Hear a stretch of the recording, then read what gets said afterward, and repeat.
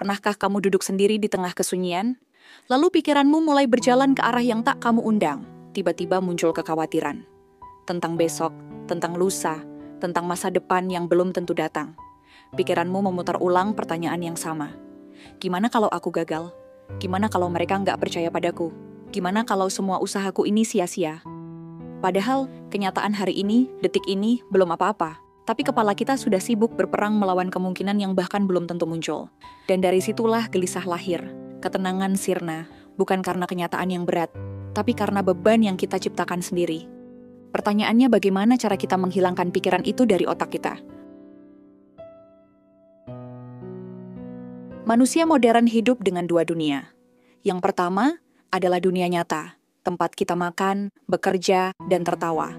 Yang kedua adalah dunia dalam pikiran, tempat kita membayangkan masa depan, mengulang masa lalu, dan memikirkan apa yang belum terjadi. Masalahnya, kita lebih sering tenggelam di dunia kedua. Kita menyiksa diri dengan pikiran. Bagaimana kalau nanti aku mengecewakan mereka?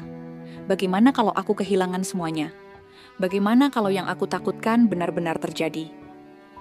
Tapi coba pikirkan ini baik-baik. Berapa kali dalam hidupmu hal yang paling kamu takutkan benar-benar terjadi? Mungkin 1-2 kali. Tapi sisanya hanya bayangan. Hanya angin yang kamu tangkap dengan pikiranmu sendiri. Ada satu prinsip sederhana yang sangat kuat.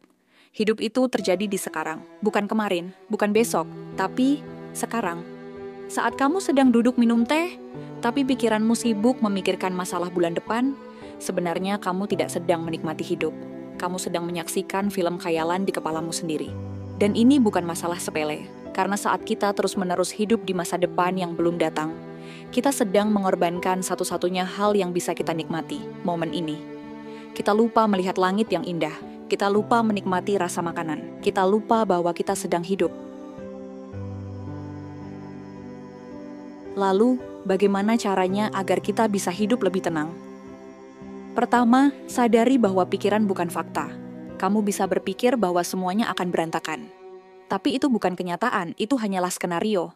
Dan kamu tidak wajib percaya pada semua pikiranmu. Kedua, latih fokus pada apa yang bisa kamu kendalikan. Kamu tidak bisa mengontrol bagaimana orang lain bersikap.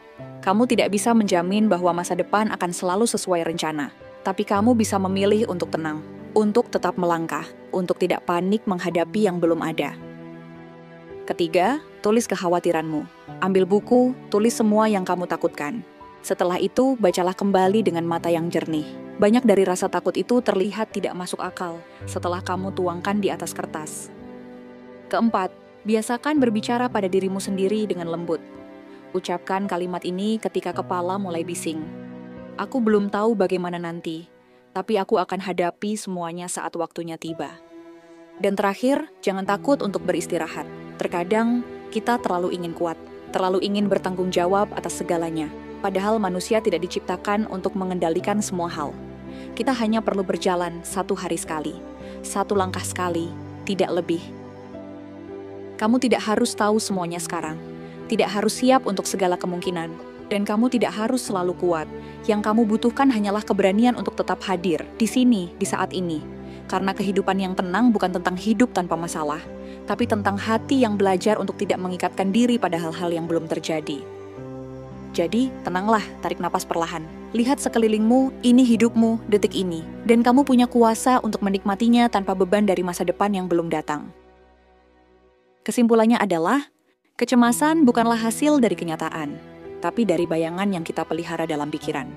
Kita terlalu sering hidup di masa depan yang belum terjadi, dan lupa bahwa ketenangan hanya bisa ditemukan di momen sekarang. Untuk melatih ketenangan batin, kita perlu menyadari bahwa tidak semua pikiran adalah kenyataan. Fokus pada hal yang bisa dikendalikan, dan belajar berbicara dengan diri sendiri secara lembut. Menulis kekhawatiran bisa membantu kita melihat betapa seringnya ketakutan kita tidak berdasar. Ingatlah, hidup yang tenang bukan berarti tanpa badai, tapi tentang kemampuan untuk tetap berlayar meski ombak datang. Kamu tidak harus kuat setiap saat. Cukup hadir, cukup sadar, dan cukup berani untuk menikmati hidup ini 1 detik pada 1 waktu.